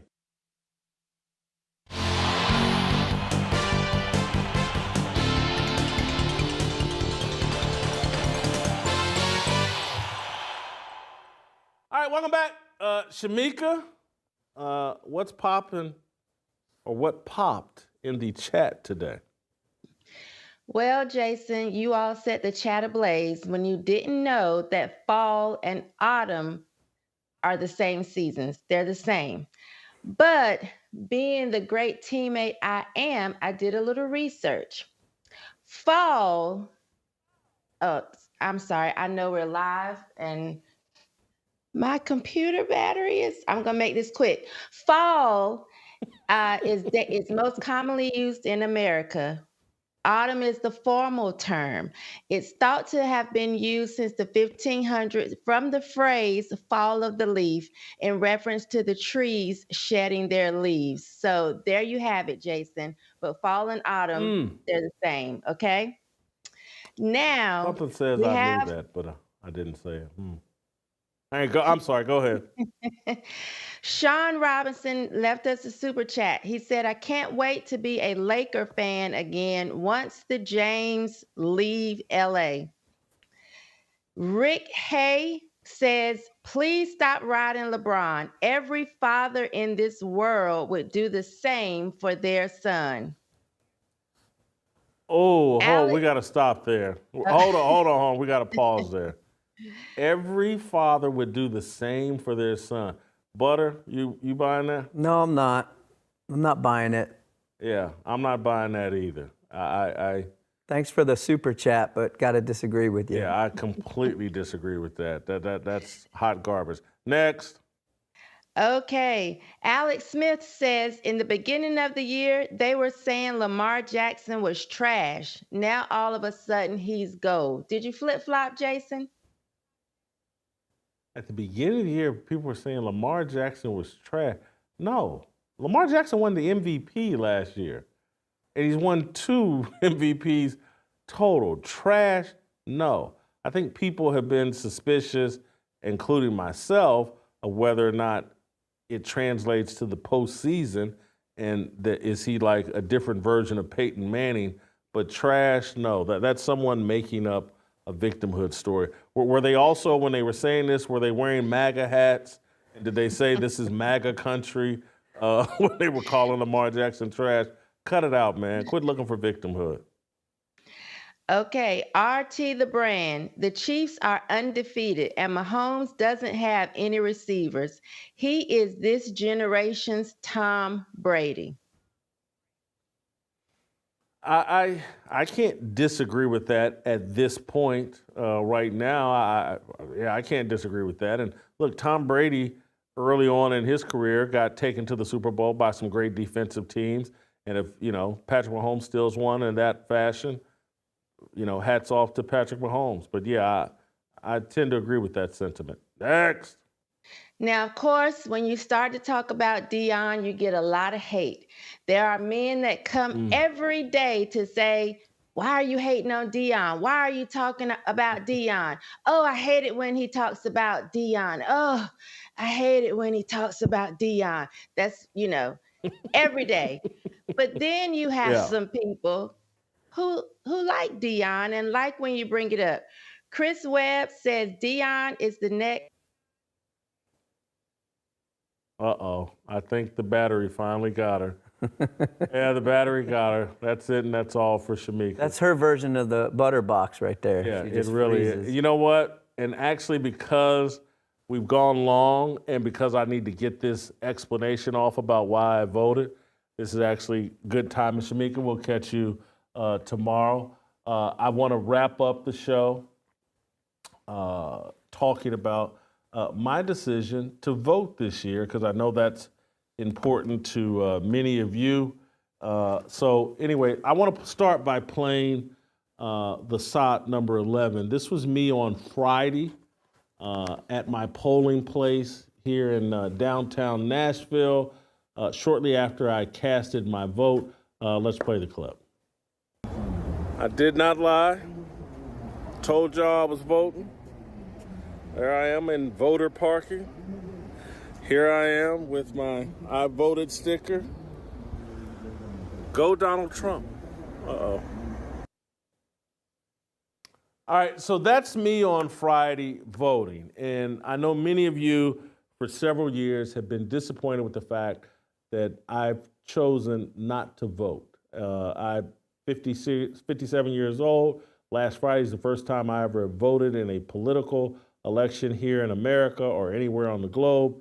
That means, I think, in 1984, I was just 17 years old and ineligible to vote.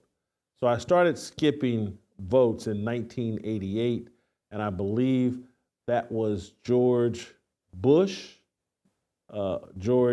H.W. Bush versus Michael Dukakis. I was in college at the time, just wasn't passionate about politics, didn't really care.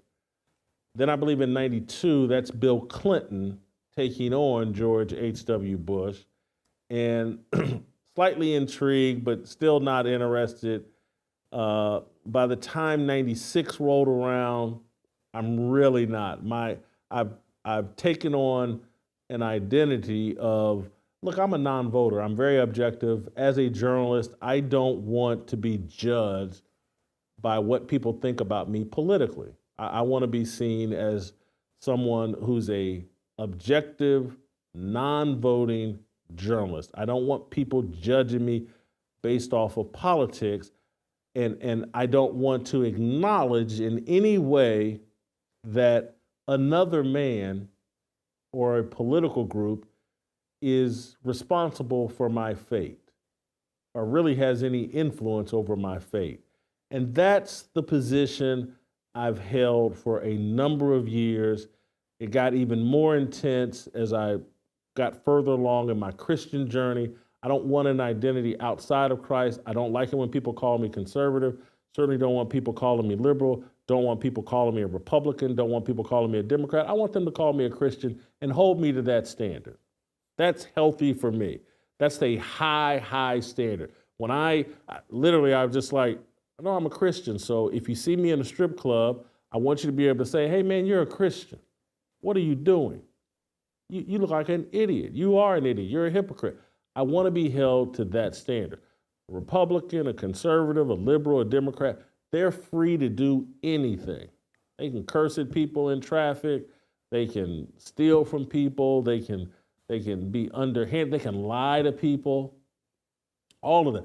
Conservatives, liberal, Republicans, they all lie. They all cheat people. As a Christian, you're not supposed to. And so you can hold me to that standard. In 2016, Donald Trump certainly captured my imagination. And the MAGA movement certainly captured my imagination. Trump is the first person that ran for president. Well, I was like, well, he's not a politician. And man, he's got so much money, he's more difficult to control. Captured my imagination. I like the MAGA movement. Anybody that knows me in 2016 was like, yeah, Whitlock's on board with Trump and what he's doing in the MAGA movement. But I still didn't vote because, again, I liked my brand. Non-voting, objective journalist. And I wanted to see how Trump handled things. 2020, certainly a Trump supporter, not a fan of Joe Biden. Everybody can know that, but still didn't vote. I like my brand. What changed? What changed is January 6th, 2021. January 6th, 2021 changed me on that day of like, holy cow, look at this corporate media call these people insurrectionists. Well, I had never really, I don't think I had heard the word insurrectionist before January 6th. And this all seemed coordinated and was like, holy cow. And I started saying on January 6th, man, they're going to bury these people under a jail. They're going to treat them like terrorists. And they're going to all be thrown in prison and given lengthy prison sentences. And it's just unfair. These people are unarmed. They just went through 3 or 4, 5, 6 years of watching people terrorize cities and burn buildings and loot and do all this other kind of stuff. And they went to the Capitol to express their frustration, a frustration that I shared. And if I wasn't a coward, I would have been there with them at the Capitol. January 6th changed me. It helped me understand, like, man, there are real consequences to this election process and Trump not being in office. And then I started thinking about, and you guys have watched me on this show interview Sarah Maccabee, whose husband is in prison right now. He's a sheriff from right outside of here in the Nashville area, did nothing illegal on that day, but he was there. The man is sitting in prison right now. And I started thinking about all these people that are in prison, being treated unfairly for January 6th, and all the people that are free, that burned and looted cities and spit on cops and created an environment where looting and violence toward police and defund the police movement all started. And these people aren't in prison. They're not rotting in prison. And so January 6th made, like, I got to do something to help the people, the political prisoners of January 6th. And the only thing I could think to do is vote for Donald Trump because he would pardon them. And so that's what I started thinking in 22 and 23.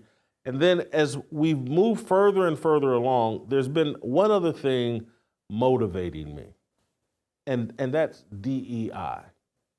I want DEI to end because I think it's one of the most poisonous, toxic, destructive things we have going on in America, the DEI mindset, diversity, equity, and inclusion. I think if you've listened to me on this show, I probably shared stories about, I've got friends that work in college administration and they are part of the DEI team or they work for people in the DEI team.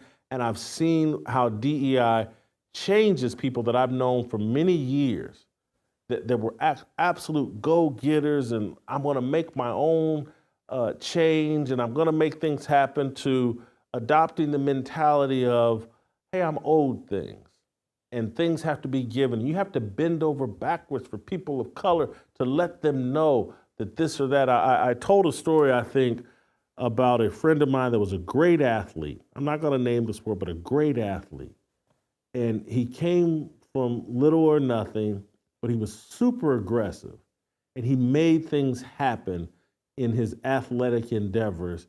No coach had to tell him, hey, there's an opportunity to make this tackle, or there's an opportunity to grab this rebound, or there's an opportunity to hit this baseball out of the park. He didn't need to be told that. He just did that instinctively.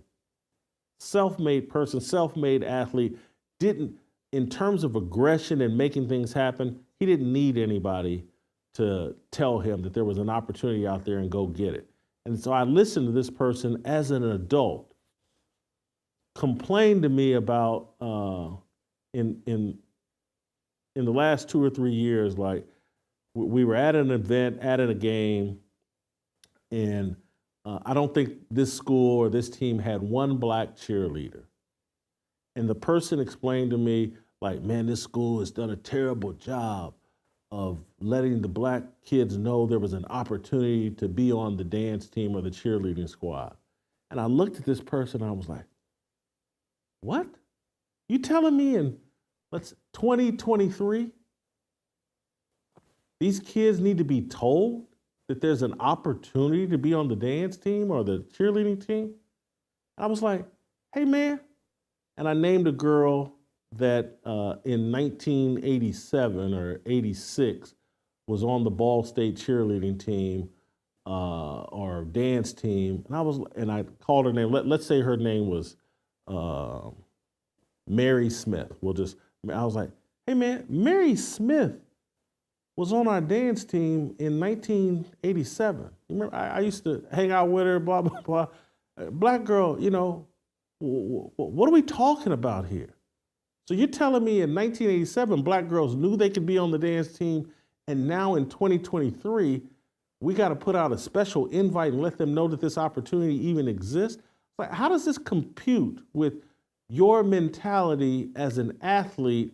No one had to tell you that, hey, so-and-so, there's an opportunity for a rebound. There's an opportunity for a tackle. There's an opportunity for you to hit the base. You just went out and did it.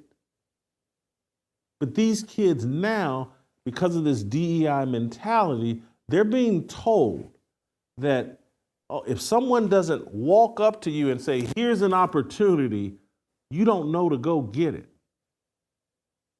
And I made a very crude analogy, because I make crude analogies, I used to all the time. I do a lot less of it. But I'm going to share the analogy that I used. And it's a stupid analogy, but it's just factual what I said. I was like, hey, man, for me in particular, maybe not for you, but I would still be a virgin if someone had, hey, here's an opportunity. I said, the only way that I'm not a virgin is because I went out and said, oh, I got to go get this. Because it's not like women just walk down the street and say, yeah, I want to get with Jason Whitlock. I had to go make that happen. And we can't build a world where men are sitting around thinking, well, unless they walk up and hand me an opportunity, I can't make things happen. We can't teach young people that. But this is the poison of the DEI entitlement mentality that must be stopped. And the DEI mentality actually is, we're going to, the elites, they're going to install symbols. People, unqualified people, they're going to put them in positions and have them out there as symbols so that this is a way to alert people that there's opportunities out there. That if you have these symbols, if you have Mike Tomlin as a head coach, if you have this person as the vice president, if you have Barack Obama as the president, if you have Rachel Levine, a man pretending to be a woman, as the assistant health secretary or whatever, if you have gay Pete Buttigieg as the transportation secretary, oh, now kids will know that these opportunities are out there and available for them. Well, man, that's not the way the world works. That's not the way America has worked. That's not the law of the jungle. You don't have to tell a lion, hey, there's a zebra just around the corner and it's an opportunity for you to eat. A lion goes out and hunts a zebra. That's the way the world works. And so we're destroying the mentality with this diversity, equity, and inclusion, and this installing of symbols and this mentality that if kids don't see it, they can't believe it. Do you understand? It's an attack on faith. Do you understand the process, the mentality of faith? Accepting things that aren't understood, accepting things that you didn't see with your own eyes. You step out there on faith.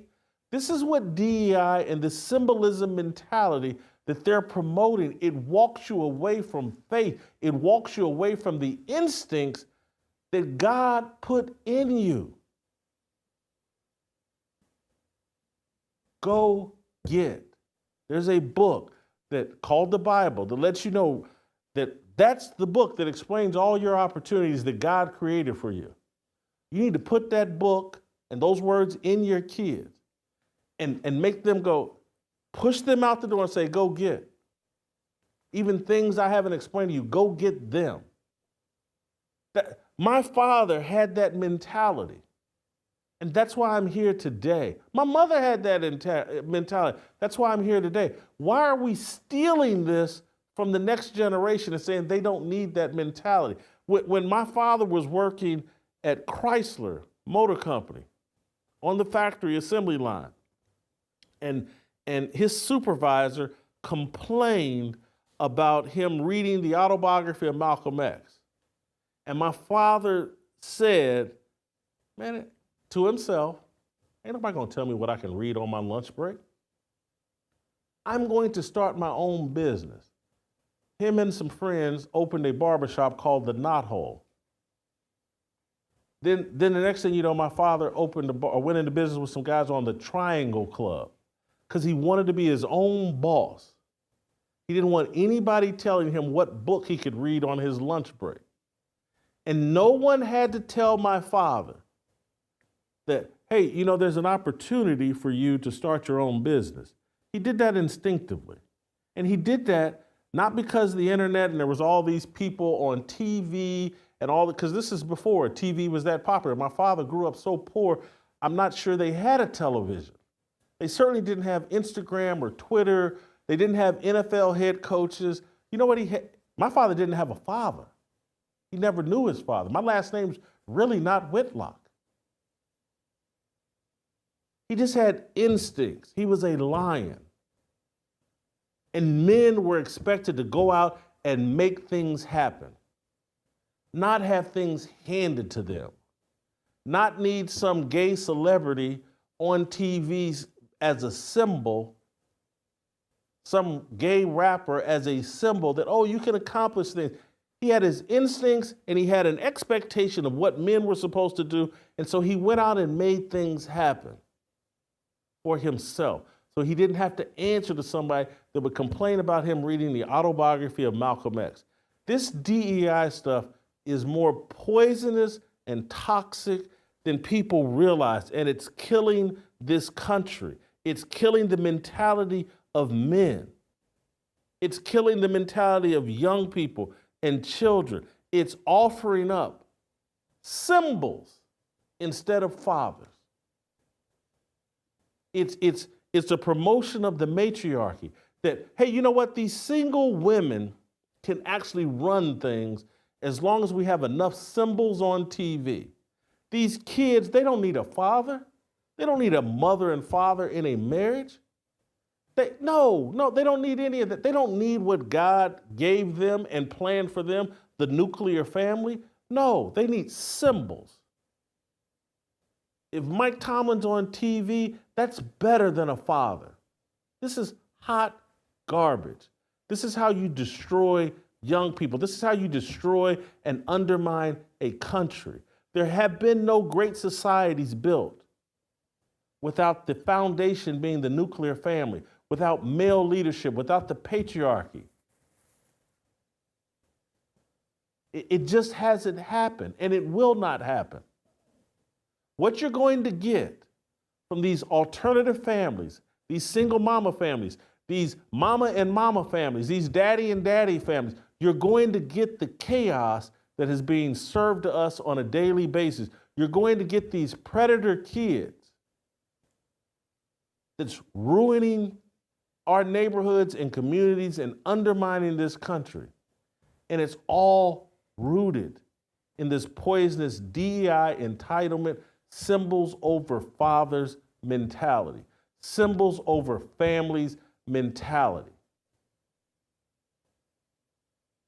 That's why I can't stand Kamala Harris and the Democrats.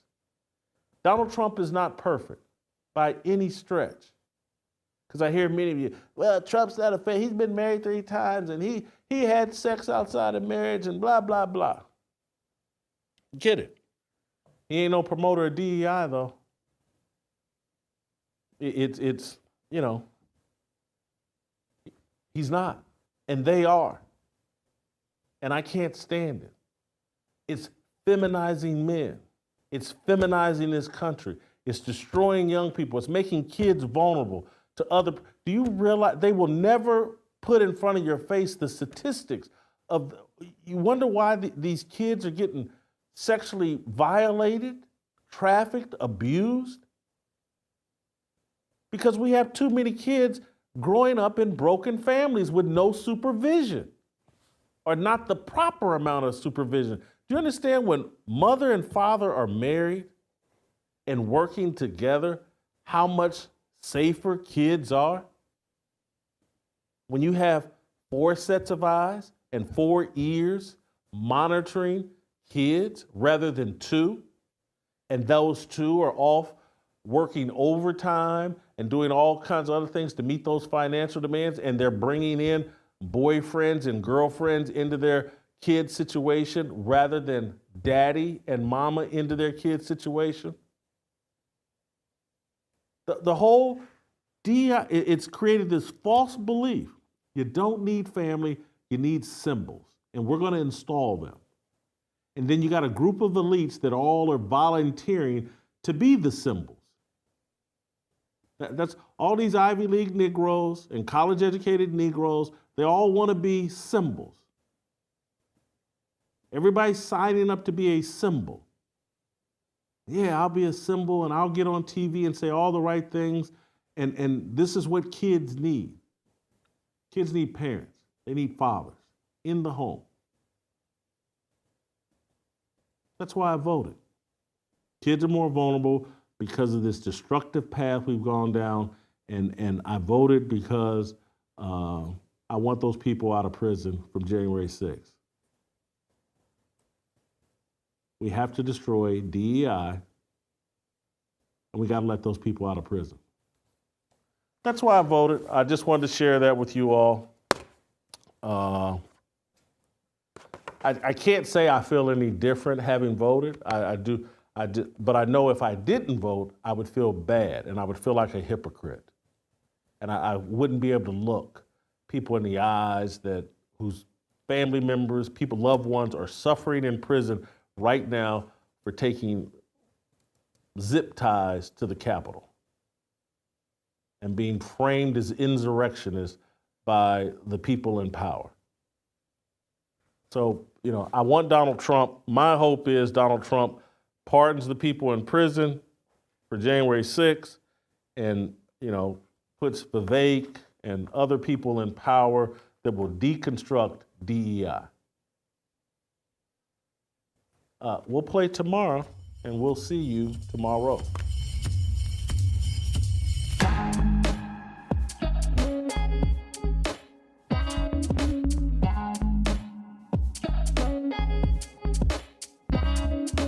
Waiting for the countdown, coming off the breakdown, standing in line for freedom. Looking for a breakout, feeling like a standoff, nothing in life like freedom. Came like a fighter, striking like a ladder, making all these moves for freedom. I want freedom. No negotiation, my sister, no relation. We all just wanna have freedom. Sitting on the corner, never been alone. I'm breaking my back for freedom. Blessed, we are living, get back. We are receiving, no deceiving. We all wanna be free. We want freedom.